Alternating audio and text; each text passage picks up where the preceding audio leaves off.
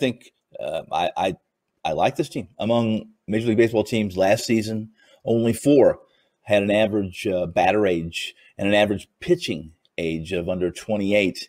And this is according to Baseball Reference formula that weighs the offenses by games played, at bats, et cetera, pitching sides, games started, and even saves. And those 4 teams, San Diego, Pittsburgh, Detroit, and these Chicago White Sox. Of the 4, Padres and the White Sox are really the 2 teams with the hot air and that are climbing, rising. And for the purposes of preview, obviously, the Chicago White Sox. And you'll hear upside with this team. And upside is subjective. It's used by pundits and analysts far, far too often. In short, anything production-wise, success, or improvement from last year, 2020, is welcome for this organization, mostly because those that measure success by wins and losses, and those who have attached themselves to this team over the last decade, have suffered greatly. Considering this group went from, I think, 2012, 2020 without a winning season. The fan base watched 11 seasons without a postseason bracket slot.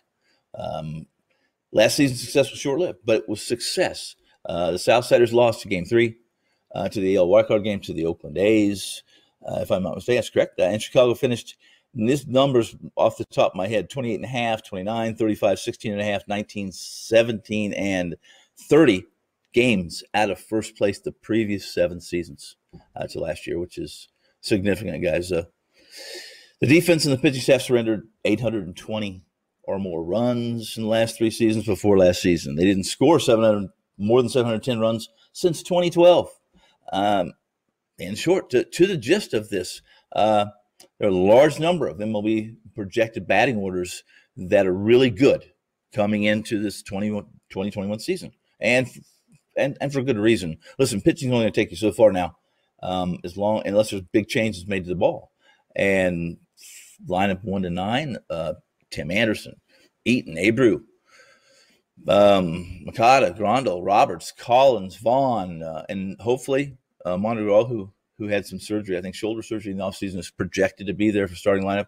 Giolito, Geico, Lynn, Chase, Rondon, and the only addition, really what I was concerned with more than anything, was the bench and bullpen upgrades for this team.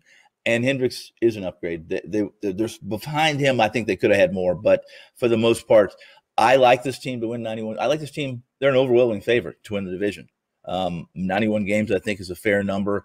I expect Minnesota to regress again, as they did from 2019, and the rest of these AL Central bunch to be pedestrian or at least below 500. So over 91 games, like Chicago. Past the division, there's some question marks how they match up with the rest of the league, depending on who makes the postseason. But Chicago over 91 wins, I like. A lot of promise with this young team. Okay.